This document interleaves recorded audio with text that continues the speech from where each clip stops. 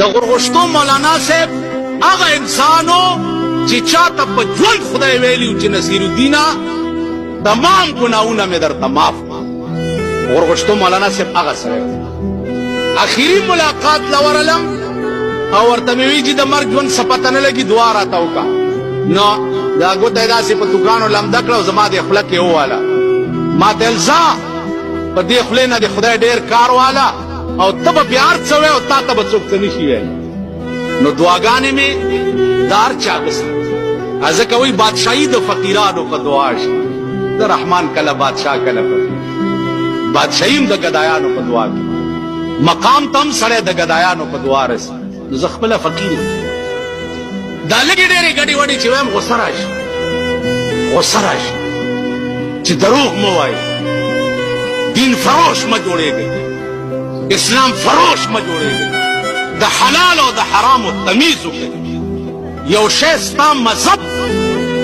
حرام ګڼي هغې ته لاس مه نیسه هغې ته نږدې مه ورځه یو سړی چې د اسلام او د دین دشمني هغې ته درې تبلیغه اسلام ویلي دي درې تبلیغه من رأى منكم منكرا فليغيره بيده فإن لم يستطع فبلسانه وإن لم يستطع فبقلبه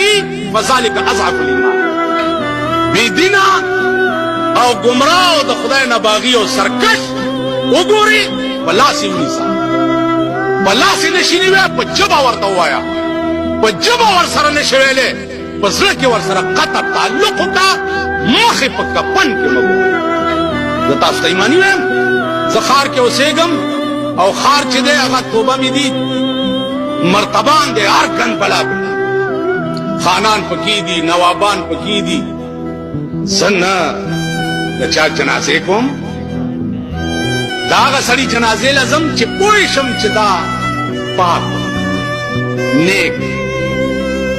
غاټ سنډا مړي ځان ناجانه هلکه پلانې مړ دی پلاني خان مړ دی او زیاد په پلاني خان زما جنازې نه راځي که نه واورئ بزرګانو بېدینه سړی چې په کوم قبر ولاړي په هغه قبر رحمت نه وري ټیک ده کافر چې په کوم قبر ولاړي په هغه قبر رحمت نه وري دغه وجه ده چې مسلمان چېرته ښخېږي هلته به کوشش کوي چې بېدینه او کافر چېرته ولاړ دي ځکه د مسلمان د دفن په وخت کې په هغه رحمت وي زه چې مړ شم او دغه غټ سري زما په جنازه ولاړي رحمت به م نه راورېږي او چې دوی رانه لاړ شي دوزخ مې م ځای دی رک شه خپل کار کوه مړي له به نه راځې مه راځه واده له به مه راځې مه راځه مړی ژوندی خو دې ته وایي نو الحب فی الله